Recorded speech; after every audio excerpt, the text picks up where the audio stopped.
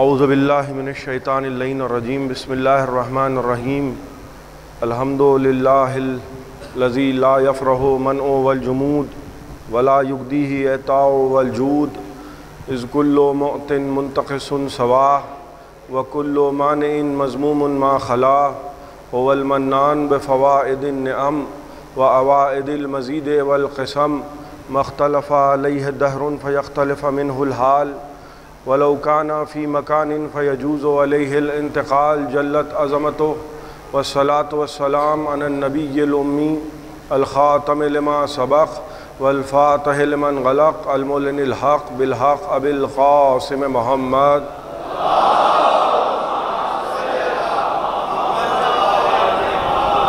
الصلاة والسلام على أهل بيته الطيبين الطاهرين المعصومين المظلومين الذين أذهب الله عنهم الرجس وطهرهم تطهيرا.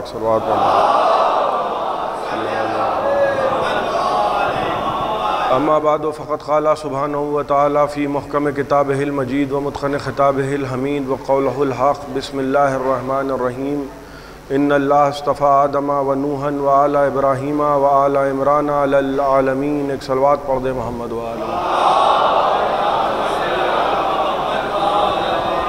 حضرات، محرم کی 8ویں تاریخ ہے اور یہ اس عنوان کے تحت کہ جس کا سلسلہ یہاں پہلی محرم کو شروع کیا گیا تھا کہ خدا کے منتخب بندے، اور اس کے ذیل میں نے قرآن کریم کی جس آیت کی تلاوت کا شرف حاصل کیا تھا، ارشاد رب العزت کہ ہم نے آدم کو چنا، نوح کو چنا، آل ابراہیم کو چنا اور آل عمران کو چنا عالمین میں.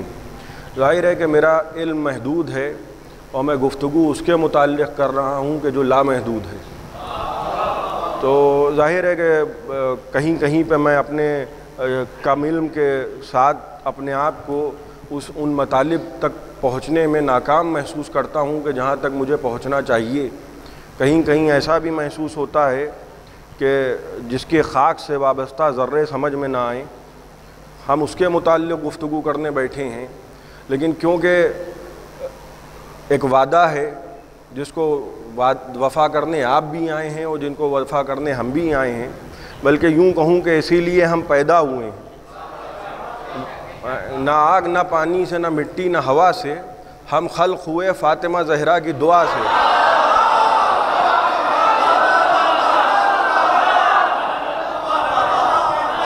دعا کا نتیجہ ہے. ہم عزاداری کرتے ہیں، ہم تعزیہ داری کرتے ہیں، ہم ماتمداری کرتے ہیں.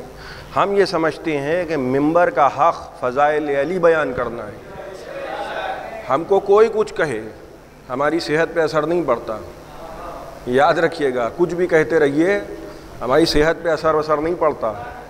اس لیے کہ یا میں اپنی طرف سے کہوں تو یہ ہوگا کہ صاحب اپنی برتری بیان کر رہے ہیں. یہ جن کا بنا کردہ اشرا ہے، یہ پیچھے لکھا ہے بنا کردہ صاحب ابقات. یہ وہ کتاب ہے ابقات. سنیے میرے چھوٹے بھائی، ضرور سنیں، ان باتوں کو یاد رکھیے. میں نے پہلے بھی عرض کیا ہے کہ ماضی شرمندہ نہیں ہے ہمارا. کشف الاسرار میں آیت اللہ خمینی نے لکھا ہے، ان کی کتاب ہے، معروف کتاب ہے کشف الاسرار. انہوں کتنا بڑا جملہ لکھا ہے. انہوں نے لکھا کہ اگر غدیر کو سمجھنا چاہتے ہو، غدیر کو سمجھنا چاہتے ہو تو باید رجوع کنید، تو حتماً کتاب ابقات کی طرف رجوع کرو. اور فرما رہے ہیں آپ، یعنی باید یہ اتنی. اور کہاں لکھی گئی کتاب؟ اسی لکھنؤ میں. اور فرما رہے ہیں آپ، یہ ہمارے شہر کا شرف ہے. تو دست ادب جوڑ کے، بلکہ کوہنیاں جوڑ کے عرض کروں گا کہ عزاداری ہم کو نہ سکھائیے. اس لیے کہ ہم نے بزرگوں سے بہت کچھ سیکھا ہے، اور ہمارے بزرگ ایسے تھے کہ جب اس زمانے میں کوئی لکھنؤ سے جا کے کہتا تھا، نجف میں مثلا میں مثال دے رہا ہوں کہ ہم لکھنؤ سے آئیں اس مسئلے، تو وہ کہتے تھے کہ جب وہاں ایسے ایسے موجود ہیں. اب غور فرما رہے ہیں. تو ہم یہ سمجھتے ہیں کہ منبر کا حق فضائل ہے، منبر کا حق کچھ اور نہیں ہے. اب باتیں کوئی جس کے دل میں جو چاہے باتیں کرے. اب اگر آپ کو علی کے فضائل بیان کرنے والا غالی نظر آتا ہے تو آپ کو مقصر نظر کیوں نہیں آتا؟ اور فرما رہے ہیں اچھا شاید اس لیے نہیں نظر آتا کہ آئینے میں خود کو دیکھا نہیں ہے۔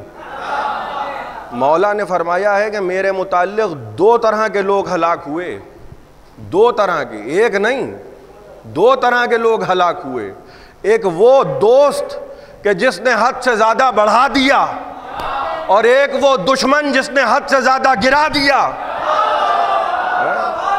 غور فرما رہے ہیں، ان کا ایک حق ہے، ان کا ایک حق ہے۔ میں نے کل عرض کرنے کی کوشش کی تھی، جو کہا جائے وہ مانیے، اور جو نہ کہا جائے وہاں بولیے نہ۔ بقراتیت کی گنجائش مذہب میں نہیں ہے۔ اور فرما رہے ہیں آپ جناب ابراہیم، اب میں اپنے موضوع پہ آ جاؤں۔ آج 8واں سلسلہ ہے، ان اللہ اصطفیٰ آدم و نوحًا و آل ابراہیم و آل عمران علی العالمین۔ اللہ نے آدم کو چنا، اللہ نے نوح کو چنا، آدم کو چنا، مگر آدم کی اولاد کو نہیں چنا۔ اور فرما رہے ہیں کیوں نہیں چنا؟ کیونکہ آدم کی اولاد میں قابیل جیسے سامنے کھڑے ہیں۔ خدا نے پہلے دن بتا دیا کہ دیکھو ہم قتل اور ظلم کرنے والوں کو اچھا نہیں سمجھتے۔ نوح کو چنا مگر نوح کی اولاد کو نہیں چنا۔ کیوں؟ پہلے دن بتا دیا کہ دیکھو جو نبی کو چھوڑ کے پہاڑ پہ چڑھ جائے،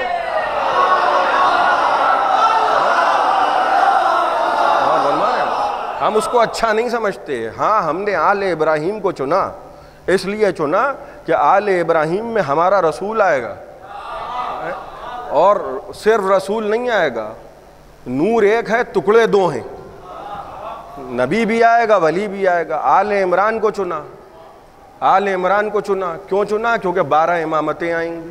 میں نے عرض کیا جناب ابراہیم علیہ السلام کو اللہ نے امامت عطا کی، تو کیا کہا؟ انی جاعلک للناس اماما، ہم نے تم کو لوگوں کا امام بنایا ہے۔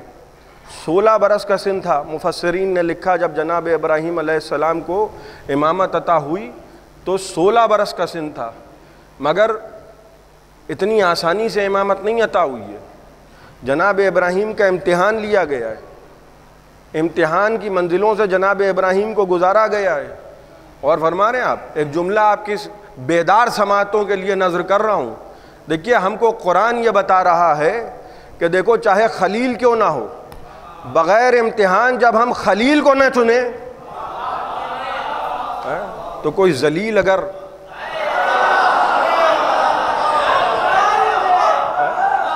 غور فرما رہے ہیں۔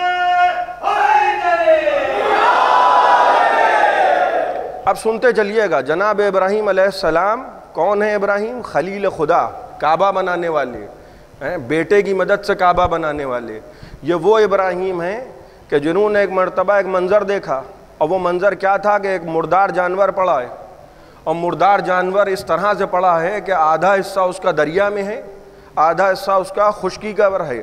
اور جناب ابراہیم علیہ السلام گزر رہے تھے، جناب ابراہیم نے یہ منظرنامہ دیکھا، اور کیجیے گا زبان سے کچھ نہیں کہا ہے، جو زبان کی کہی بھی باتوں کو سنے وہ تو کوئی بھی ہو سکتا ہے، لیکن جو دلوں کے راز سے واقف ہو اسے خدا کہتے ہیں۔ ایک مرتبہ جناب ابراہیم علیہ السلام گزر رہے ہیں، جناب ابراہیم نے دیکھا کہ مچھلیاں، وہ جو آدھا حصہ اس کا، آدھا جز جو اس کا دریا میں تھا، مچھلیاں اس کے کچھ اجزاء کھا رہی ہیں، دریائی جانور اس کے کچھ اجزاء کھا رہے ہیں، اور فرما رہے ہیں آپ، اور کچھ اجزاء اس کے حشرات الارض کھا رہے ہیں، کچھ اجزاء اس کے آسمان سے پرندے اتر رہے ہیں وہ کھا رہے ہیں۔ اب جانور ایک تھا، مردار ایک تھا، لیکن کھانے والے جانور 4 قسم کے تھے، 4 ڈائریکشن میں اس کا گوشت الگ الگ سمتوں میں گیا۔ اور فرما رہے ہیں اب جناب ابراہیم کے دل میں یہ خیال آیا کہ خدا جانے خدا اس کو کیسے زندہ کرے گا۔ جناب ابراہیم سوچ رہے ہیں، کہہ نہیں رہے ہیں، سوچ رہے ہیں۔ آواز قدرت آئی، ابراہیم کیا ایمان نہیں ہے؟ اولم تومن، کہے پروردگار ابراہیم کیا ایمان نہیں ہے؟ کہا پروردگار ایمان ہے مگر اطمینان قلب چاہتا ہوں۔ بھائی کیا جملہ کہہ رہے ہیں؟ کہہ رہے ہیں پروردگار ایمان تو ہے، اگر ایمان نہ ہوتا تو خلیل کیسے ہوتا، مگر اطمینان قلب چاہتا ہوں۔ آپ سمجھ رہے ہیں آپ لوگوں کا امام کون ہوتا ہے اور امام انس و جن کون ہوتا ہے؟ جو لوگوں کا امام ہو وہ اطمینان قلب چاہتا ہے، جو کائنات کا امام ہو وہ کہتا ہے اگر حجاب ہٹا دیے جائیں تو علی کے یقین میں اضافہ نہ ہوگا۔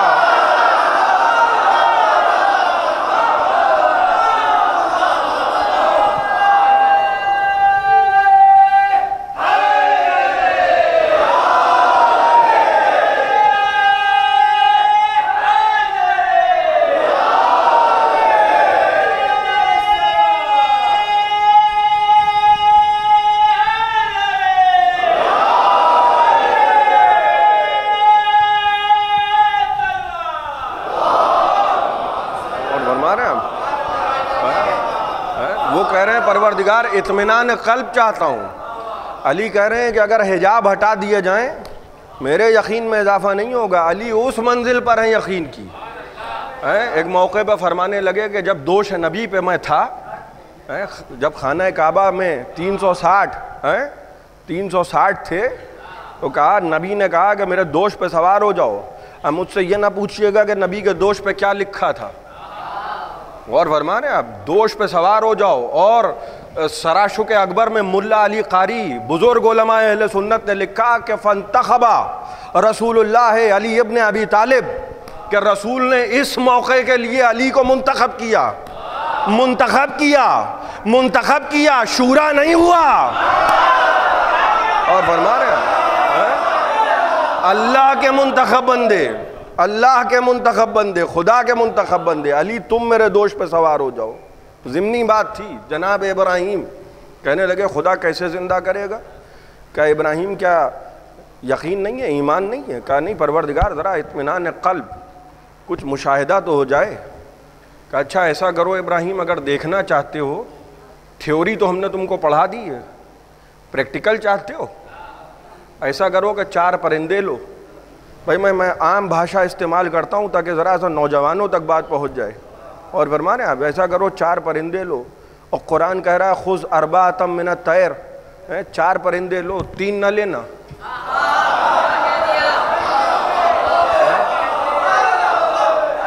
4 پرندے لو کیونکہ 3 سے ہو سکتا ہے بات واضح نہ ہو. ارے میں خدا کی قسم پرندوں کی بات کر رہا ہوں. یعنی میں نے تو صرف کہہ دیا 3.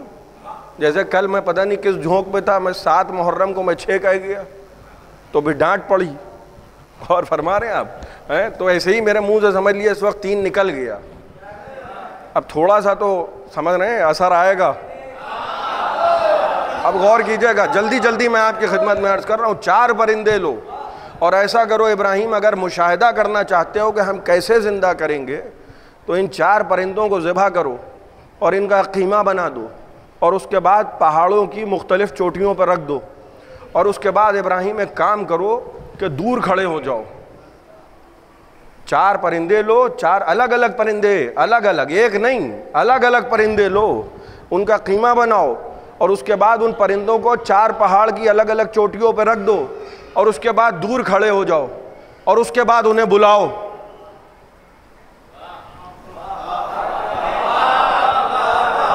میں نے کل عرض کیا تھا ذرا سا ساتھ دیتے چلیے گا، انشاءاللہ محظوظ ہونا یہ انشاءاللہ یقینی ہے. عیسیٰ کیا کہہ رہے تھے؟ بِإِذْنِ اللہ.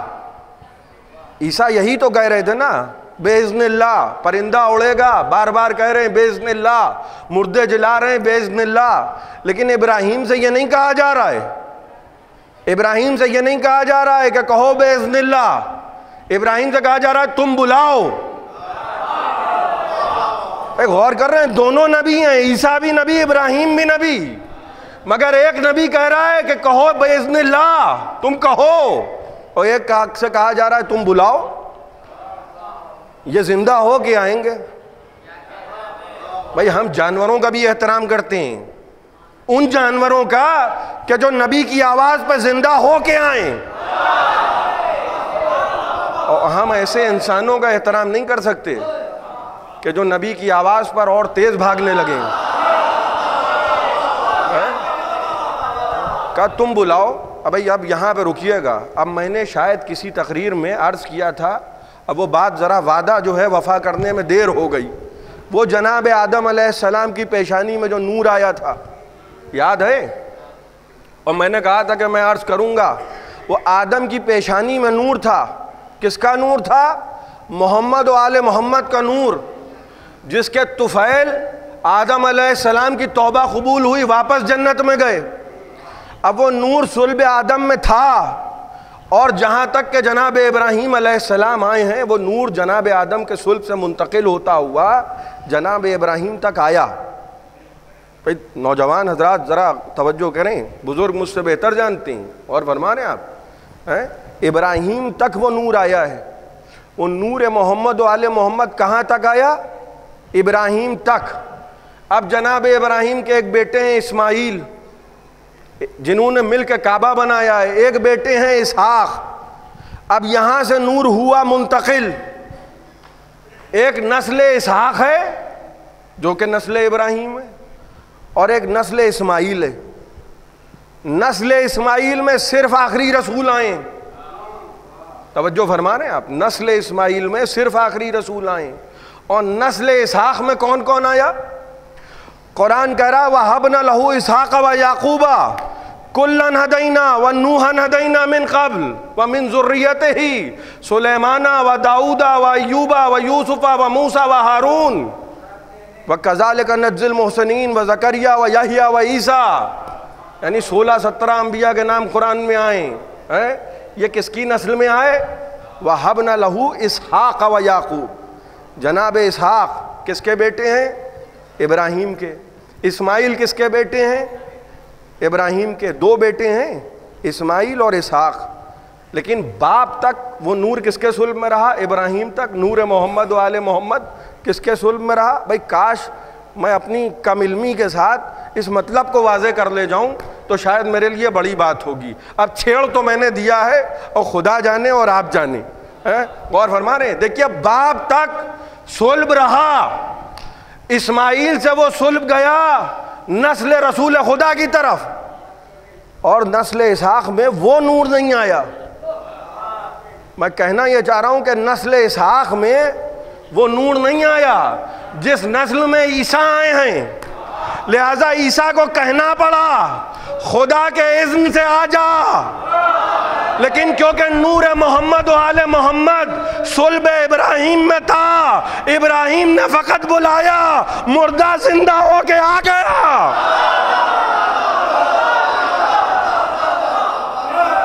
اور فرما رہے ہیں آپ، اب کہنے کی ضرورت نہیں ہے کیونکہ نور ہے. بھائی جس کے صلب میں نور ہو محمد و آل محمد کا، وہ فقط بلائے تو مردہ زندہ ہو کے آئے. کہا بھائی ان کو بلاؤ. بھائی توجہ چاہ رہا ہوں، کچھ لوگ ایسے تھے کہ جو بہت سیف سائڈ چلتے تھے، پہلے سے ہوشیار مزاج لوگ کہ بھائی اپنا مستقبل کا بھی انتظام کر لو، ریٹائرمنٹ کے بعد کی بھی سوچ لو کہ بھائی ابھی تو ہم ہیں، بعد میں کیا ہوگا. پہلے سے VRS وغیرہ ایک سوچ ہوتی ہے بھائی. بہرحال تو کچھ لوگ ایسے تھے کہ جنہوں نے امام حسن کو دفن کرنے کے لیے جب لے جایا جانے لگا، بھائی میں تاریخ آپ کی خدمت میں عرض کر رہا ہوں، تو انہوں نے کہا نبی کے پہلو میں حسن دفن نہیں ہوں گے. نبی جنازے پہ تیر برسائے گئیں. سب کچھ آپ کے علم میں ہے، اور کیجئے گا. بھائی میں نے کبھی شاید یہ عرض کیا تھا کہ کسی چھوٹے سے درخت کے سائے میں اگر کوئی کسی بڑے درخت کے سائے میں کوئی چھوٹا درخت لگا دیا جائے تو وہ چھوٹا درخت اپنی پہچان کھو دیتا ہے. لوگ کہتے ہیں کہ وہ بڑا درخت، یہ نہیں کہتے کہ وہ چھوٹا درخت جس کے اوپر وہ بڑا درخت ہے. لوگ کہتے ہیں وہ بڑا جس کے نیچے وہ چھوٹا درخت ہے. تو کسی بہت بڑے کی چھاؤں میں اپنی پہچان بنا پانا آسان مسئلہ نہیں ہوتا. اور فرما رہے ہیں آپ، لیکن یہ خاندان محمد و آل محمد ہے کہ نبی ہیں تو اپنا مقام الگ ہے، علی ہیں تو اپنی پہچان الگ ہے،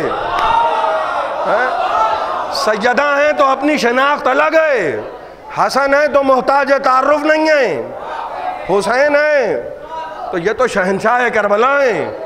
نبی کہہ رہے ہیں ان الحسین مصباح الہدی و سفینۃ النجاہ. اور فرما رہے ہیں تو جو سیف سائیڈ والے تھے، بھائی توجہ چاہ رہا ہوں، انہوں نے سوچا کہ کوئی ایسی جگہ پکڑ لو کہ جہاں آئیں لوگ وہاں زیارت کرنے، اور ہم یہ لوگوں سے کہیں کہ بھائی وہ بھی تو ہیں.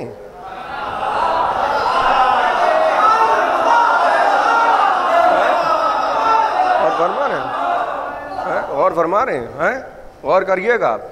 لیکن خدا کی قدرت، خدا کی قسم، لحمہم لحمی. آل محمد کی شناخت نبی نے کیا بتائی ہے؟ آل محمد کی شناخت یہ ہے، پوری امت آل میں نہیں ہے. نبی امت کے باپ ضرور ہیں اصطلاحاً، مگر اس کا مطلب یہ نہیں ہے کہ سب نبی کی ذریت میں شامل ہو جائیں گے. آل محمد کی صفت یہ بتائی ہے نبی نے، لحمہم لحمی ودمہم دمی، آل محمد کا گوشت میرا گوشت ہے، ان کا خون میرا خون ہے۔ بھائی ابراہیم کو بتایا جا رہا ہے کہ زندہ ہم ایسے کریں گے کہ تم پکارو تو ہم کو دکھائیں، ہم تم کو دکھائیں کہ ہم کیسے اصل کو اصل سے ملا دیتے ہیں۔ بھائی اللہ نے ابراہیم کو زندہ کر کے بتایا کہ جب قیامت آئے گی تو نبی سے منیت آ کے مل جائے گی۔ اور فرما رہے ہیں آپ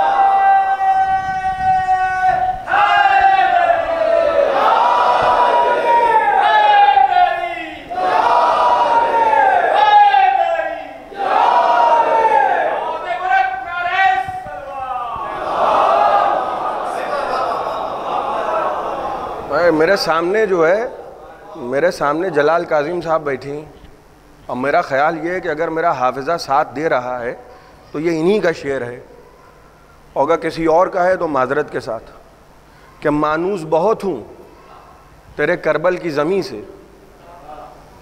اب ان کا نہیں ہے، اب جس کا بھی ہے تو یہ ثواب اس کے لیے کہ مانوس بہت ہوں تیرے کربل کی زمین سے، میں دفن کہیں ہوں مگر اٹھوں گا وہیں سے۔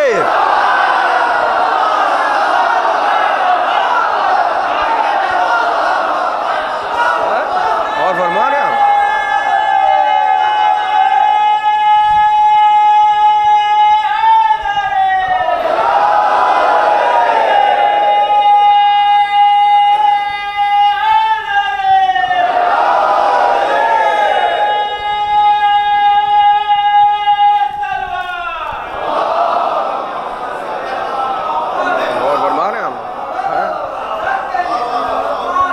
تو کوئی ادھر ہو چاہے کوئی ادھر ہو، اور حسن چاہے جہاں دفن ہو، مگر یہ تو دیکھا جائے گا نا کہ اتصال کس سے، منیت کی منزل پہ کون ہے، منیت کی منزل پہ کون ہے، لحمہم لحمی کی منزل پہ کون ہے، دمہم دمی کی منزل پہ کون ہے۔ اب حسین کربلا میں ہو تو کیا ہوا، اتصال تو رکھتے ہیں نا۔ علی ابن موسیٰ رضا مشہد میں ہو تو کیا ہوا، اتصال تو رکھتے ہیں نا۔ اچھا جن کو ڈر تھا کہ زمانہ ہمیں بھلا نہ دے،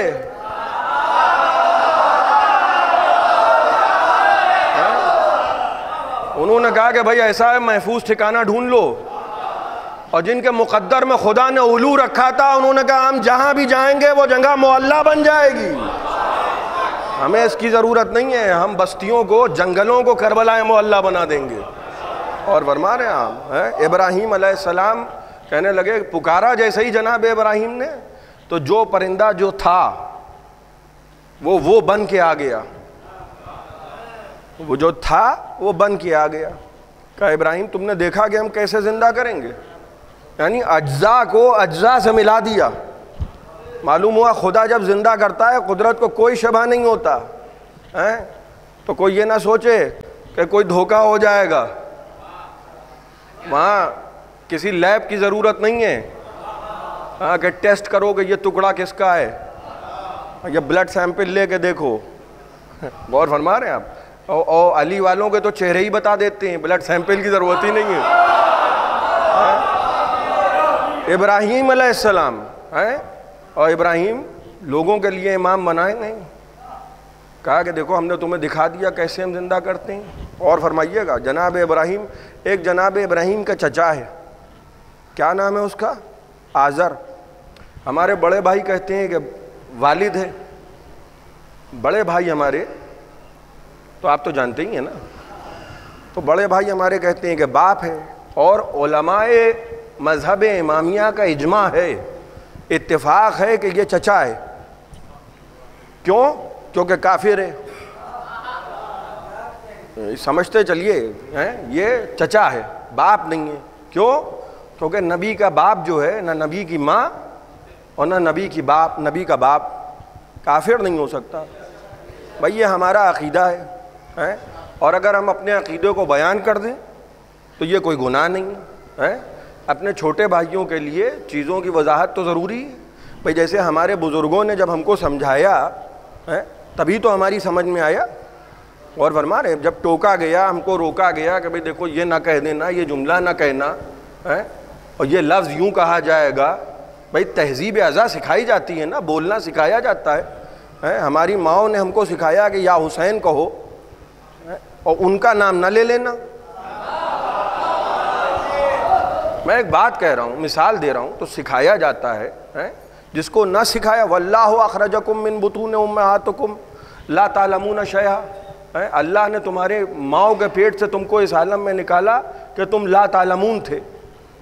تو بڑے سے بڑا بھی پیدا ہوتا ہے تو وہ ظاہر سی بات ہے کہ لا تعلمون ہوتا ہے، لیکن جس کو اللہ منتخب کرے وہ تو پیدا ہوتے ہی تورات بھی سنا دے گا، انجیل بھی سنا دے گا، زبور بھی سنا دے، قرآن بھی سنا دے۔ غور فرما رہے ہیں جناب ابراہیم علیہ السلام کے کہنا یہ چاہ رہا ہوں کہ یہ چچا تھا جناب ابراہیم کا، نام ہے آزر، اور جناب ابراہیم ہے نبی، امام بھی ہیں، نبی بھی ہیں، خلیل بھی ہیں، سب کچھ ہیں، لیکن آزر جو ہے وہ بت فروش ہے۔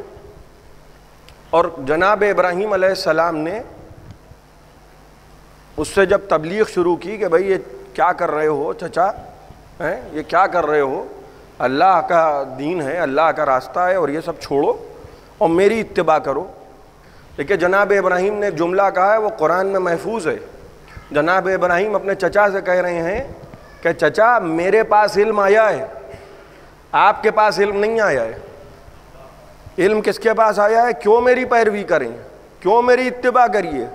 قد جعلنی من العلم، کیونکہ میرے پاس علم آیا ہے، قد جعلنی من العلم، میرے پاس علم آیا ہے۔ ابراہیم بتا رہے ہیں کہ دیکھو پیروی بڑھاپے کی نہیں ہوتی ہے، علم کی ہوتی ہے۔ اور فرما رہے ہیں بڑھاپے کی پیروی نہیں ہوگی، اس لیے کہ فلاں صاحب بڑے بزرگ ہیں لہٰذا بڑے مقدس ہیں، تو یہ کوئی بات نہیں ہوئی۔ مدینۃ العلم کے سامنے کوئی ایرے غیرہ اور کیجیے گا۔ آزر جو تھا وہ بڑا ڈھیٹ تھا، اور فرمائیے گا دیکھیے خدا نے امتحان لیا ہے، رشتہ داروں کے ذریعے آزمایا ہے، انبیاء کو آزمایا ہے۔ توجہ فرمائیے گا۔ اب جناب ابراہیم جب اس کو تبلیغ کرنے لگے، وہ کہنے لگا اچھا ابراہیم ایسا کرو کہ یہ سب باتیں بعد میں، پہلے یہ جو بت ہیں یہ جا کے بیچ کے آؤ۔ کس سے کہہ رہا ہے؟ جناب ابراہیم سے چچا، سگا چچا۔ اور فرمائیے کہنے لگا ابراہیم یہ بت بیچ کے آؤ، یہ سب باتیں بعد میں ہوں گی۔ جناب ابراہیم نے کہا اچھا ابھی بیچ کے آتا ہوں۔ انہوں نے پاؤں میں رسی باندھ دی اور پورے میں جو ہے وہ نچایا۔ اب وہ لوگ جو تھے وہ شکایت لے کے آئے کہ بھئی یہ تمہارا بھتیجا جو ہے یہ تو بربر کر رہا ہے، ہمارے خداؤں کی توہین ہوئی جا رہی ہے۔ آزر جو تھا بھئی اس کا تو معاملہ بزنس سے بھی جڑا ہوا تھا نا، اس کے تو دو مسئلے تھے، ایک تو یہ عقیدت اپنی جگہ پہ اور بزنس بھی ہے، تو اس کو دو طرف سے چوٹ پڑ رہی تھی۔ وہ ابراہیم پہ ناراض ہو گیا، جناب ابراہیم سے کہنے لگا خدا کی قسم ابراہیم اگر تم نے یہ سب بند نہ کیا، بھائی پوری توجہ چاہ رہا ہوں، کہنے لگا ابراہیم اگر تم نے یہ سب بند نہ کیا تو میں تمہیں پتھروں سے ماروں گا۔ کس سے ماروں گا؟ بھئی یہ پتھر کیوں ماریں گے؟ پتھروں کی شرط کیا ہے؟ پتھر کی شرط کیا ہے؟ پتھروں سے ماروں گا۔ دیکھیے پتھر مارا جاتا ہے، مخالفت کی علامت ہوتی ہے پتھر۔ نوجوانوں کے لیے عرض کر رہا ہوں، مخالفت کی علامت کیا ہے؟ پتھر مارے جاتے ہیں، اسی لیے 3 شیطانوں پہ پتھر مارے جاتے ہیں۔ جب حج پہ جاتے ہیں تو وہاں شیطان 3 ہیں، ان پہ پتھر مارے جاتے ہیں۔ کہا جاتا ہے نا کہ کنکریاں، کیوں؟ کیونکہ جناب ابراہیم کے پاس شیطان آیا تھا بہکانے کے لیے۔ غور فرما رہے ہیں بھائی، تاریخیں بتا رہی ہیں کہ جناب ابراہیم کے پاس شیطان آیا بہکانے کے لیے۔ کہیں سے ہم کو یہ نہیں ملتا کہ کسی نبی کے پاس شیطان آ نہیں سکتا، کہیں یہ نہیں ملتا کہ شیطان آ نہیں سکتا۔ آیا، جناب ابراہیم نے پہچانا، مارا پتھر، بھاگا۔ شیطان کا کام ہے بھاگنا۔ پہنچ گیا اسماعیل کے پاس، باپ کے خلاف بہکانے چلا تھا۔ جناب اسماعیل نے پہچانا اور کہا کیا اس نے کہ تمہارے والد معاذ اللہ دیوانے ہو گئے ہیں۔ جناب ابراہیم سمجھ گئے کہ یہ شیطان ہے، جو نبی کے ذہن پہ شک کرے۔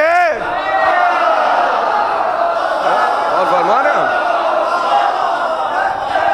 مارا پتھر، مارا پتھر، بھاگا، پہنچا ہاجرہ کے پاس اور کہنے لگا کہ دیکھو تمہارے شوہر کیا کرنے جا رہے ہیں. انہوں نے بھی پہچان لیا نبی کی زوجہ ہیں. اور فرما رہے ہیں یہ تھوڑی ہے کہ کوئی بھی کہہ دے وہ گھر سے نکل پڑے. اور فرما رہے ہیں ہاجرہ ایسے ہی کہا کہ اچھا ہم کو یہ پتھر مارا. خدا کو انداز بہت اچھا لگا. کہا اب یہ سنت ہے، اب جو حج پہ جانا تو تینوں کو مارنا. بھائی پتھر ہے مخالفت کی علامت، کہنا یہ چاہ رہا ہوں. اسی لیے آزر نے کہا ابراہیم میں پتھر ماروں گا. یعنی اچھا غور کیجئے، سگا چچا ہے بھائی، ابراہیم کی پرورش کرتا آیا ہے، دیکھتا رہا ہے بچپن سے. مگر جیسے ہی جناب ابراہیم نے عقیدے کو ظاہر کیا، سگا چچا تھا مگر کتنا سخت ناگوار گزرا کہ ابراہیم نکل جاؤ ورنہ میں تمہیں پتھروں سے ماروں گا. بھائی معلوم ہوا سگا چچا کیوں نہ ہو، اگر عقیدہ الگ ہوگا تو ابو طالب کی طرح پالے گا نہیں.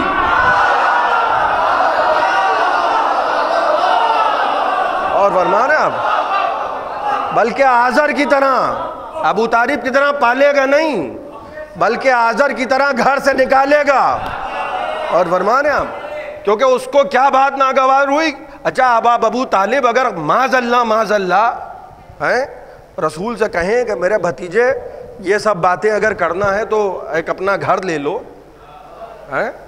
اور یہاں تو تم تو ہمارے بچوں کے لیے خطرہ پیدا کر دو گے. بھائی دیکھیے نفسیاتی بات میں آپ کی خدمت میں عرض کر رہا ہوں، تم تو ہمارے بچوں کے لیے خطرہ پیدا کر دو گے. یہ ایسی باتیں اگر کرنا ہے، بلکہ جناب ابو طالب یہ کہہ رہے ہیں کہ تم کہو. کفار قریش مل کے آ گئے جناب ابو طالب کے پاس اور کہنے لگے ابو طالب تم بیچ میں آ جاتے ہو، یہ جو اعلان ہو رہا ہے نا لا الہ الا اللہ محمد الرسول اللہ، یہ ہم نہ ہونے دیں. تم بیچ میں آ جاتے ہو، اگر تم بیچ سے ہٹ جاؤ تو ہم محمد سے نپٹ لیں گے. اچھا ابو طالب نے کلمہ تو نہیں پڑھا مگر کفار قریش سے کہنے لگے اچھا ان کو چھو کے دکھاؤ. ارے یہ میں نے کوئی نقطہ نہیں پڑھا تھا، یہ تو میں نے ابو طالب علیہ السلام کا انداز بتایا کہ چھو کے دکھاؤ، چھو کے دکھاؤ. یہ جو کھڑے ہیں محمد رسول اللہ ان کو چھو کے دکھاؤ. عجب نہیں کہ ابو طالب بتا رہے ہیں کہ میاں حواسوں میں رہنا ہم علی کے بھی باپ ہیں.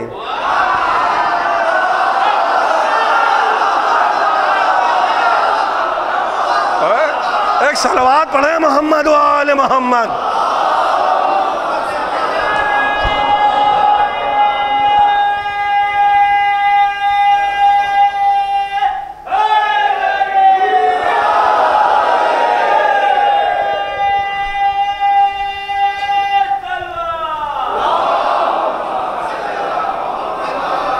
بس سنتے چلیے گا، میں بڑی جلدی گزر رہا ہوں. چھو کے دکھاؤ. اچھا چھونا تو دور کی بات، کوئی دیکھ بھی نہ پایا کیونکہ ابو طالب موجود ہیں. میں کہا کلمہ نہیں پڑھا تھا.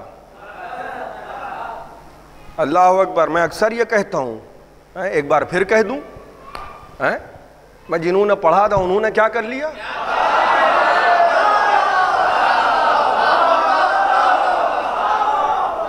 روز کلمہ پڑھ رہے ہیں، روز بھاگ رہے ہیں، روز کلمہ پڑھ رہے ہیں، روز بھاگ رہے ہیں.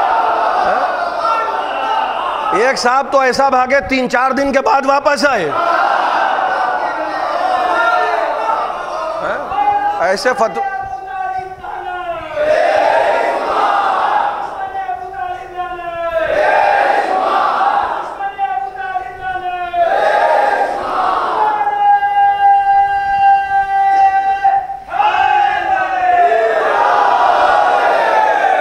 پتھر علامت ہیں.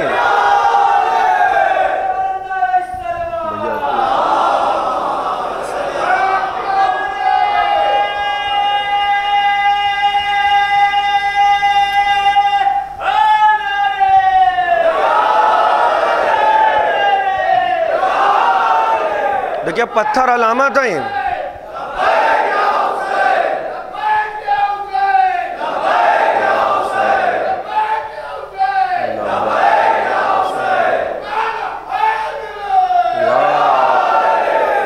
پتھر علامت ہے مخالفت کی، وہ پرانے زمانے سے علامت ہیں۔ آزر کہہ رہا ہے ابراہیم سے کہ کیونکہ میرا عقیدہ تمہارے عقیدے سے الگ ہے لہٰذا میں تمہیں پتھر ماروں گا۔ اور فرما رہے ہیں آپ، وہ جناب ابراہیم کے زمانے میں جب شیطان آیا پتھر مارے جا رہے ہیں، یہی عقیدہ اسلام میں آ گیا۔ بھائی ضروری نہیں ہے کہ ہر پرانی چیز کو کینسل کیا گیا ہو، کچھ روایتیں ایسی رہی ہیں کہ جس کو کنٹینیو کیا گیا ہے۔ لہٰذا ایک سنگساری جو ہے، سنگسار کیا جانا، یہ اسلام میں ایک قسم کی سزا ہے، پتھر مارے جاتے ہیں۔ آپ حضرات کی توجہ ہے تو میں عرض کروں، اسلام میں پتھر کب مارے گئے؟ ایک مرتبہ جب ابرہہ آیا کعبے کو گرانے کے لیے، وہ پتھر مارا گیا۔ کس کے ذریعے مارا گیا؟ ابابیل کے ذریعے۔ ابابیل کا ذکر قرآن میں ہے۔ کیوں ہے؟ کیونکہ ابابیل نے لشکر دیکھا ابرہہ کا، ہاتھیوں والا لشکر، کتنا بڑا لشکر لے کے ابرہہ آیا تھا، لیکن ابابیل نے یہ نہیں کیا کہ ہاتھیوں کو دیکھ کے بھاگ گئے، یہ نہیں کیا۔ لہذا قرآن نے کہا کہ بھی یہ انداز اچھا ہے کہ جو نہ بھاگے اس کا ذکر قرآن میں کرو۔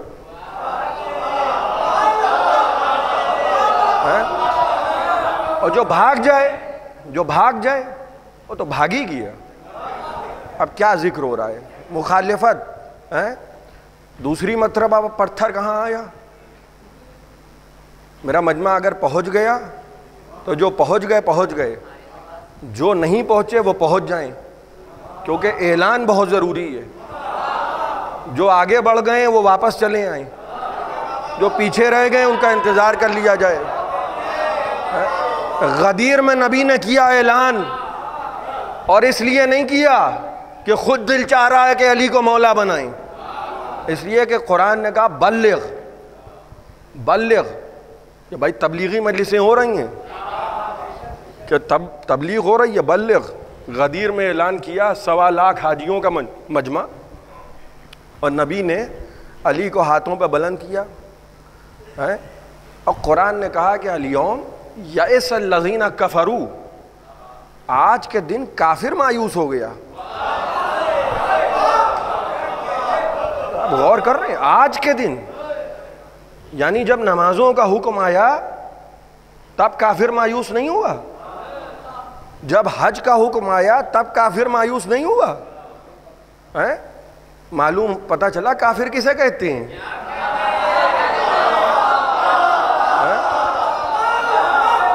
جو علی کی ولایت کا اعلان سن کے بس وہ وہی ہے۔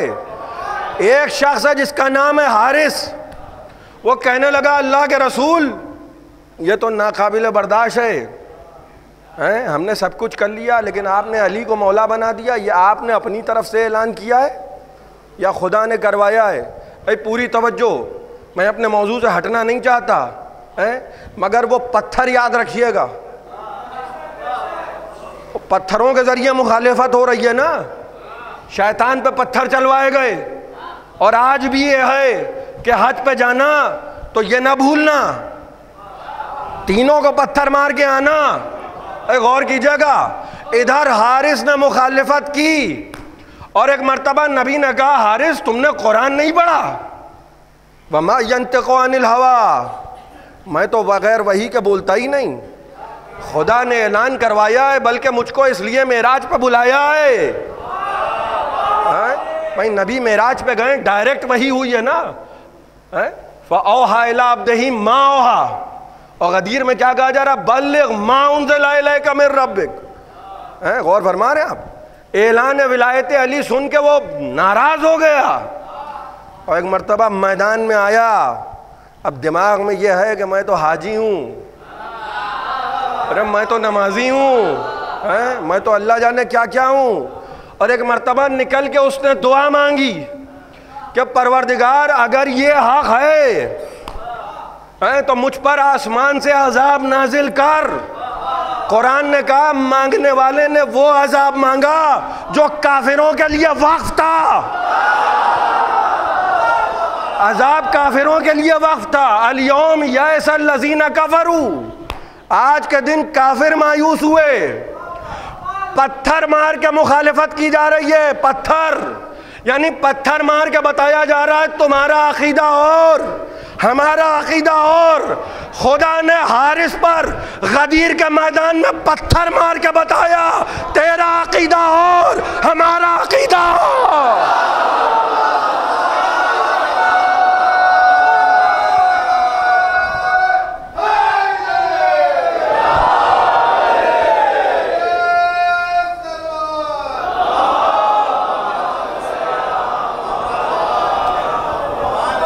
ایک سے بہتر صلوات عنایت کرے محمد و آل محمد. اور فرما رہے ہیں ہم تمہارا عقیدہ اور ہمارا عقیدہ اور. غدیر سے جیسے ہی دیکھا ایک مر گیا، اللہ جانے کتنوں کے دل مر گئے، بڑے بڑے گھبرا گئے ہوں گے. غدیر میں علی کو مولا بنایا جا رہا ہے، غدیر میں. اور فرما رہے ہیں بہت لوگ خفا ہوئے رسول سے. کچھ لوگوں نے تو رسول کے نیچے نماز بھی نہیں پڑھی. بھائی روایتوں میں اتنا خفا ہوئے کہ نماز بھی نہیں پڑھی کہ یہ کیا ہوا. بہت سے لوگ تو منصوبہ بنائے تھے کہ ابھی رسول ہیں 4 دن کے بعد رسول اس دنیا سے رخصت ہو جائیں گے تو سب کچھ ہمارے ہاتھ میں ہوگا. وہاں ہوا غدیر کا اعلان، اور جب رسول نے چاہا کہ غدیر لکھ دیں اور کہا کہ بھئی کاغذ قلم دو، تو نام ایک صاحب کا تاریخوں میں موجود ہے. تھے بہت لوگ، کئی تھے، ان صاحب کا نام کتب اہل سنت میں بھی آیا ہے. ان صاحب کا نام، وہ مخصوص صاحب جو تھے وہ کہنے لگے نہیں کسی تحریر کی ضرورت نہیں ہے، کوئی ضرورت نہیں ہے تحریر کی، کتاب خدا کافی ہے. اور فرما رہے ہیں ہم یہ ان کا جملہ ہے. اور کتب میں کیا عرض کروں، صحاح ستہ کی کتابوں میں بھی یہ جملہ ہے کہ انہوں نے یہ کہا کہ رسول کے لیے معاذ اللہ ہذیان کا جملہ انہی کا بولا ہوا ہے. اور کر رہے ہیں آپ. اور میں نے عرض کیا نا کہ جب معاذ اللہ جناب حاجرہ کے پاس شیطان آیا تھا اور تہمت لگائی تھی تو کیا کیا تھا، جناب حاجرہ نے پتھر مارے تھے. اور فرما رہے ہیں تو نبی پر ہذیان کی تہمت اور نبی پر جنون کی تہمت لگانا ہے، یہ کس کا طریقہ ہے؟ اچھا کتاب خدا کافی ہے، نبی کہہ رہے ہیں کہ 2 چیزیں چھوڑ رہا ہوں، کہہ رہا ہوں یہ نہیں یہ کافی ہے. اور قرآن کہہ رہا ہے کہ جو نبی دے وہ لے لو، چوں چرا کی گنجائش نہیں ہے. اور فرما رہے ہیں جس سے منع کرے رک جاؤ. نبی کہہ رہے ہیں یہ 2 لے لو، 2 چیزیں چھوڑ کے جا رہا ہوں، قرآن و اہل بیت. وہ کہنے لگے کہ نہیں ہمیں تو قرآن کافی ہے. وہ جانتے تھے کہ نبی کیا لکھیں گے کیونکہ غدیر میں آگے کھڑے تھے، یہ جانتے تھے کہ نبی کیا لکھیں گے. کہہ تو دیا کہ قرآن کافی ہے. اب بعد میں جب کبھی قرآن کھولا ہوگا، جب بھی وقت ملا ہو، مصروفیت سے اپنے جو بھی ان کا سسٹم رہا ہو، اب سوچے کچھ سمجھ ہی میں نہیں آ رہا ہے. بھئی آسان تھوڑی ہے، عربی بولنا اور ہے، قرآن کو سمجھنا اور ہے. اب غور کر رہے ہیں بھئی عربی بولنا الگ مسئلہ ہے، قرآن کو سمجھنا الگ مسئلہ ہے.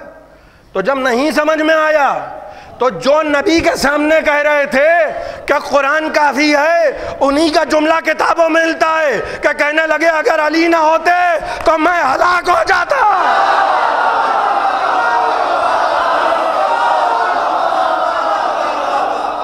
اور کر رہے ہیں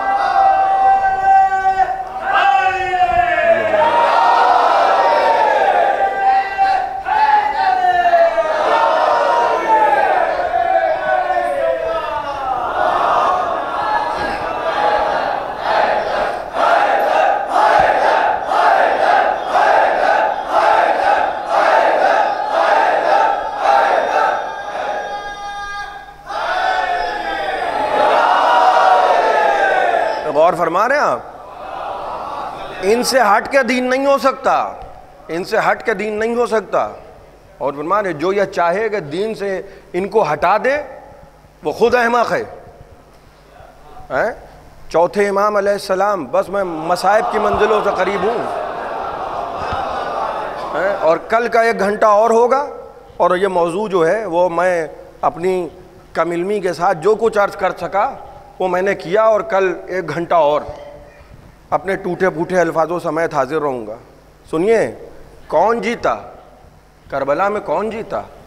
طلحہ کے بیٹے ہیں ابراہیم، وہ طلحہ جو جنگ جمل میں پیش تھے مولا کی مخالفت میں۔ چوتھے امام کربلا کے واقعے کے بعد مدینے تشریف لائے، تو طلحہ کے بیٹے کا نام ہے ابراہیم۔ چوتھے امام سے کہنے لگا ابراہیم کہ یبن الحسین، حسین کے بیٹے، من غلبہ، کربلا میں کون جیتا؟ بھی تو سوال ہے نا، کربلا میں کون جیتا؟ قتل کر کے لڑائیاں جیتنا اور ہے، قتل ہو کے لڑائی جیتنا اور ہے۔ اور فرما رہے ہیں آپ، کہنے لگے نہیں ابھی سوال نہ کرو، چوتھے امام فرما رہے ہیں ابھی سوال نہ کرو، یہ مناسب وقت نہیں ہے سوال کا۔ کہا کب سوال کروں؟ کہا تب جب اذان کا وقت آئے۔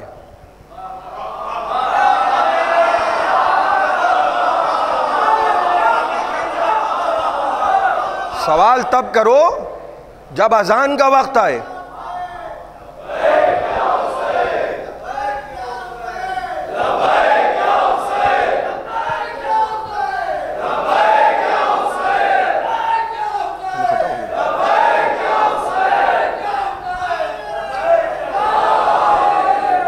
بس جلدی جلدی سنیے، کربلا میں کربلا میں کون جیتا؟ من غلبہ۔ کہا ابھی نہ پوچھو، جب اذان کا وقت آئے تب پوچھنا۔ جب اذان کا وقت آیا وہ اٹھ کے کھڑا ہو گیا۔ کہا فرزند رسول کربلا میں کون جیتا؟ من غلبہ۔ کہنے لگے تم نے اذان سنی؟ توجہ فرمانے، کس کا جملہ ہے؟ چوتھے امام کا۔ کہا تم نے اذان سنی؟ کہا ہاں سنی۔ کہا کس کا نام تھا؟ کہا خدا کا اور آپ کے نانا کا۔ کہا جب تک اذانوں میں ہمارے جد کا نام ہے، کربلا کے فاتح ہم ہیں۔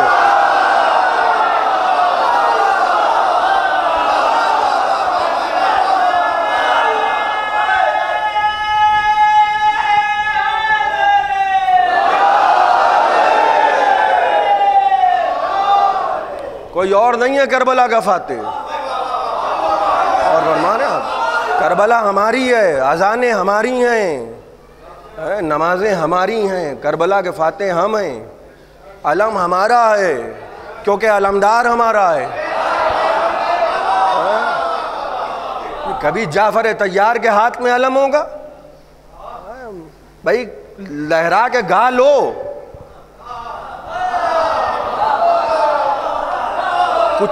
کچی داڑھی اونچا پیجامہ، لیکن جعفر طیار کے ہاتھ میں علم ہوگا یا حیدر کرار کے ہاتھ میں علم ہوگا یا پھر علم بردار کے ہاتھ میں علم ہوگا؟ دیکھیے طیار، میں نے عرض کیا تھا کسی مجلس میں کہ جناب اون و محمد، چوتھی محرم کو میں نے شاید عرض کیا تھا، کس کے پوتے ہیں؟ جعفر طیار کے۔ علم جنگ موتا میں کس کے ہاتھ میں؟ مولا علی کے بڑے بھائی جعفر طیار۔ اور ادھر جنگ موتا ہو رہی ہے، ادھر جنگ خیبر ہو رہی ہے، کم و بیش تھوڑے بہت فاصلے کے ساتھ۔ ادھر نبی کہہ رہے ہیں کل میں علم اسے دوں گا جو مرد ہوگا۔ اور فرما رہے ہیں آپ، نبی نے علی کو علم دیا ہے کہ دین کا علم ہے، اور فرما رہے ہیں ہر ایک کے ہاتھ میں نہیں جائے گا۔ اور نبی جب کوئی چیز دیں گے تو لے گا کون؟ اب تو ان کی ہو گئی، خدا نے ان کو جوانان جنت کا سردار بنا دیا، اب ہو گیا، گیا مرضی بیچ دی۔ اور فرما رہے ہیں اب آپ علی کو راضی کرنے کی زیادہ کوشش کیجئے۔ اور فرما رہے ہیں اگر خواہش مند ہیں جنت میں جانے کے تو، لیکن علم کس سے منسوب ہو گیا؟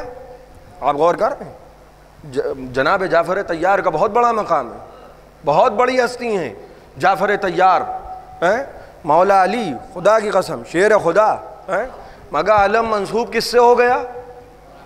مولا عباس سے۔ یہ ہے عباس کا کردار جن کا آج ہم آپ ماتم کرنے کے لیے بیٹھے ہیں۔ یہ ہیں ابو الفضل العباس. یہ علم وراثت میں عباس کے ہاتھ میں آیا. لشکر کے سردار ہیں, اور یہی عباس کربلا کے میدان میں کہہ رہے ہیں آقا اجازت ہے آقا. تو حسین نے کیا کہا کہ عباس تم تو میرے لشکر کے سردار ہو. دائیں دیکھا بائیں دیکھا, کہنے لگے آقا وہ لشکر کہاں رہا جس کا میں سردار تھا. ابھی یہ گفتگو ہو رہی تھی, دونوں بھائیوں میں یہ گفتگو ہو رہی تھی کہ ایک آواز آئی, چچا بہت پیاسی ہوں. غور کرتے ہیں آپ, جب ماتم کرتے ہیں خدا جوانوں کو سلامت رکھے, جب آپ ماتم کرتے ہیں تو کیا کہتے ہیں؟ یا سکینہ یا عباس. علم کے ساتھ مشق ہے. آپ روئیں گے اس لیے کہ آج رونے کا دن ہے, محرم کی 8ویں تاریخ, اور کل یہاں 9 محرم کی مجلس ہوگی عصر کے وقت, اس کے بعد شب عاشور کی مجلس ہوگی, افضل محل کی مجلس کے بعد, حسینیہ افسر جہاں کی مجلس کے بعد یہاں مجلس ہوگی شب عاشور, اور اس کے بعد ناظم صاحب کے امامباڑے میں مجلس ہوگی اور جلوس برآمد ہوگا. ابھی کل ہی کی تو بات ہے کہ افق پہ محرم کا چاند دیکھا جا رہا تھا, عزا خانے سجے جا رہے تھے, لیکن دیکھیے کتنی تیزی سے وقت گزر گیا.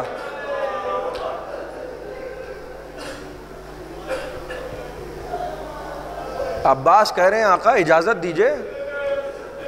جیسے ہی سکینہ کی آواز سنی عباس اٹھے, ابو الفضل العباس اٹھے اور جناب سکینہ کے خیمے میں آئے. کہنے لگے سکینہ بہت پیاسی ہو سکینہ. کہنے لگے چچا اگر تھوڑا سا پانی مل جاتا. چچا تو وہ 6 مہینے کے علی اصغر پیاس سے کروٹیں بدل رہی. کہا سکینہ ذرا ہمارے ساتھ چلو. ایک ہاتھ میں عباس نے علم لیا اور گود میں سکینہ کو اٹھایا. کہا سکینہ ذرا بابا سے چل کے سفارش کر دو, شاید ہم تمہارے لیے تھوڑا سا پانی لے آئیں. مرتبہ سکینہ کو لے کے حسین کے سامنے آئے. حسین نے سکینہ کو دیکھا, عباس کو دیکھا, اور کہنے لگے سکینہ آج تو چچا کو اجازت دلوا رہی ہو بیٹی, آج تو چچا کو اجازت دلوا رہی ہو سکینہ, مگر جب شمر کل تماچے مارے گا تو بہت یاد کرو گی چچا کو.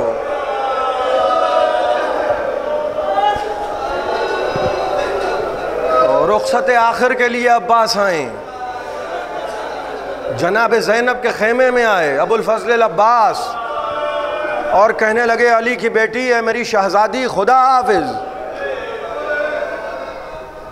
کہا عباس 21ویں رمضان کو جب بابا اس دنیا سے رخصت ہو رہے تھے تو مجھے قریب بلا کے کہا تھا زینب ایک دن ایسا آئے گا میری بیٹی کہ یہی کوفہ ہوگا,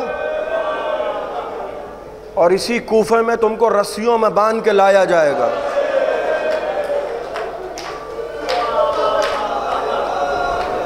عباس اب تم جا رہے ہو, مجھے یقین ہے وہ وقت بہت جلد آنے والا ہے. عباس جا تو رہے ہو مگر ایک بات سنتے جانا عباس, تمہارے بعد بھیا حسین بچیں گے نہیں عباس.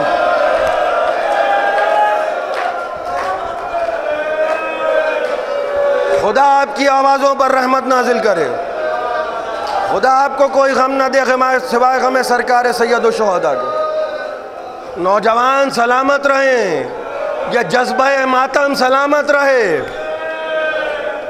عباس علم لے کے جا رہے ہیں, عباس علم لے کے جا رہے ہیں, اور جیسے ہی عباس چلے, خدا کی قسم علی کا شعر ہے, نگاہوں پہ لشکر کو روکا ہے عباس نے. کوئی قریب آنے کی ہمت نہیں کرتا ہے. اور یہاں سکینہ نے چھوٹے چھوٹے بچوں کو جمع کر لیا کہ وہ دیکھو علم، وہ دیکھو چچا پانی لینے گئے.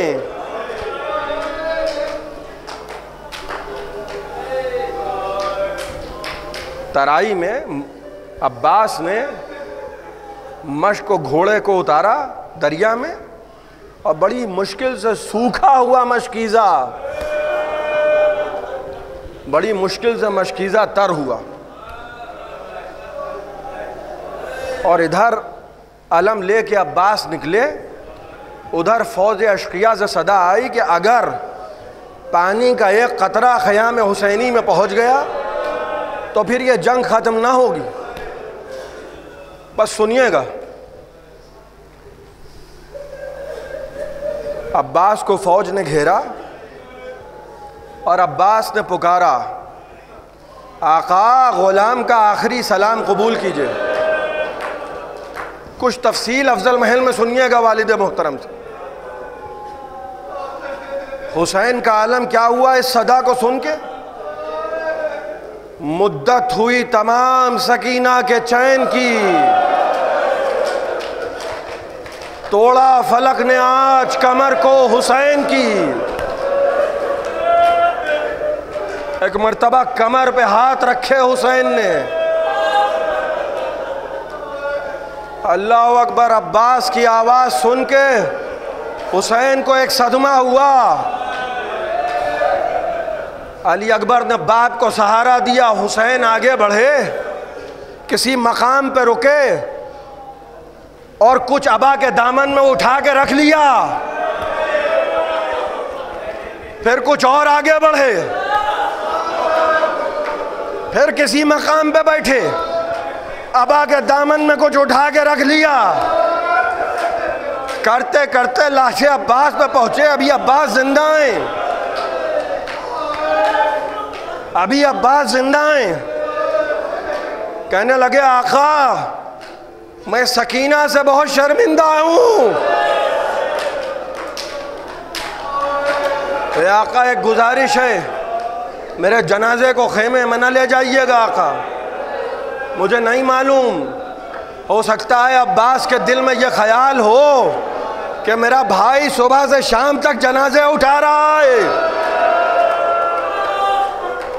کمر ٹوٹ چکی ہے، 32 برس کے بھائی کا جنازہ کیسے اٹھائیں گے؟ اے آقا سکینہ سے بہت شرمندہ ہوں. سنیے گا عزیزان محترم، آپ روئیں گے.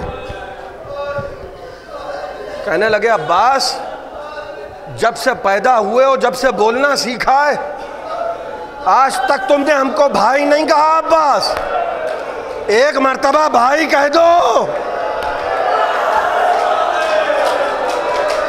اے عباس اماں ام البنین کچھ نہ کہیں گی. عباس ہم ضمانت لیتے ہیں. عباس ایک مرتبہ بھائی کہہ دو. ادھر لبوں کو جنبش ہوئی، بھائی کہا، روح جسم سے پرواز کر گئی. بڑی دیر تک فرات کے کنارے حسین روئے. عباس کا خون میں ڈوبا ہوا علم اٹھایا. علی اکبر نے باپ کو سہارا دیا. خون میں ڈوبا ہوا علم آیا. سکینہ سمجھی کہ چچا آ گئے. بچوں دیکھو چچا پانی لے آئے. اب جو دیکھا علم میں خون ہے. علی اکبر ہیں، بابا ہیں، چچا نظر نہیں آتے. سکینہ سمجھ گئیں کیونکہ صبح سے جنازے آ رہے ہیں. ایک مرتبہ بچی دوڑی، اے بابا ہمیں پانی نہیں چاہیے، بابا ہمیں پانی نہیں چاہیے. علی اکبر بہن کو سنبھالو. علی اکبر نے سکینہ کو گود میں اٹھایا، بچی کو سنبھالا. زینب کے خیمے میں خون میں ڈوبا ہوا علم لے کے حسین آئے. بس زینب نے خون میں ڈوبا ہوا علم دیکھا. اللہ کی پناہ, زینب نے خون میں ڈوبا ہوا علم دیکھا. ایک مرتبہ کہنے لگیں بھیا خون میں ڈوبا ہوا علم دیکھا, بھیا عباس کہاں ہے؟ زبان سے کوئی جملہ نہیں کہا حسین نے. وہ ستون کے جس پر زینب کا خیمہ رکا تھا, اس ستون کو ایک مرتبہ حسین نے گرا دیا. وہ زینب کا خیمہ گر گیا. حسین بتانا چاہتے ہیں زینب اب عباس نہیں آئیں گے. زینب بس سنیے گا ایک روایت سنیے, اور میں نے آپ کی زحمتوں کو تمام کیا. ایک روایت سنیے, خدا آپ کو کوئی غم نہ دے سوائے غم سرکار سید الشہداء کے. دربار یزید میں ظالم اپنے اپنے کیے ہوئے ظلم بیان کر رہے تھے. دربار یزید میں ظالم اپنے اپنے کیے ہوئے ظلم بیان کر رہے ہیں. کوئی کہہ رہا ہے میں نے علی اکبر کو برچھی ماری, کوئی کہہ رہا ہے میں نے قاسم کو تیر مارا, کوئی کہہ رہا ہے میں نے اونو محمد کو قتل کیا. ایک مرتبہ ہرملہ آگے بڑھا, خدا لعنت کرے, کہا یزید میں نے کربلا میں وہ کیا جو کوئی نہیں کر سکتا. کہا بتا ہرملہ تو نے کیا کیا؟ کہا یزید میرے ترکش میں 7 تیر تھے, 4 تیر 4 نشانے سے خطا کر گئے, میں نے کربلا میں فقط 3 تیر استعمال کیے. کہا بتا ظالم پہلا تیر کب چلایا؟ کہا بتا پہلا تیر کب چلایا؟ کہا پہلا تیر اس وقت چلایا جب عباس ابو الفضل العباس علم کو لیے ہوئے فرات سے پانی بھر کے نکلے. ہرملہ نے کہا میں نے دیکھا علی کا شیر, فوجیں دور دور تھیں, عباس کی نگاہوں میں وہ جلال کہ کوئی قریب آنے کی ہمت نہ کرتا تھا. ارے میں نے کمی گاہ میں چھپ کے تیر چلایا, عباس کے بازو قلم ہو چکے تھے. میں نے کمی گاہ میں چھپ کے تیر چلایا, تیر مشک سکینہ پہ آ کے لگا, مشک سکینہ کا پانی بہ گیا. جانتے ہیں عباس نے کیا کیا؟ بازو قلم ہونے کے باوجود عباس تیزی سے خیموں کی طرف بڑھ رہے تھے, لیکن جیسے ہی مشک میں تیر لگا پانی بہا, عباس نے خیموں سے رخ پھیر لیا. کہا ظالم بتا دوسرا تیر کب چلایا؟ کہا دوسرا تیر تب چلایا جب حسین علی اصغر کو آغوش میں لیے تھے, تیر بچے کی گردن پہ لگا. کہا ظالم تیسرا تیر؟ کہا تب جب حسین پشت فرس پہ جھوم رہے تھے مگر گھوڑے سے گرتے نہ تھے, میں نے تیر چلایا حسین کے سینے پہ لگا, نبی کا نواسا زین سے زمین پر آ گیا. انا للہ و انا الیہ راجعون. رضا بقضاء.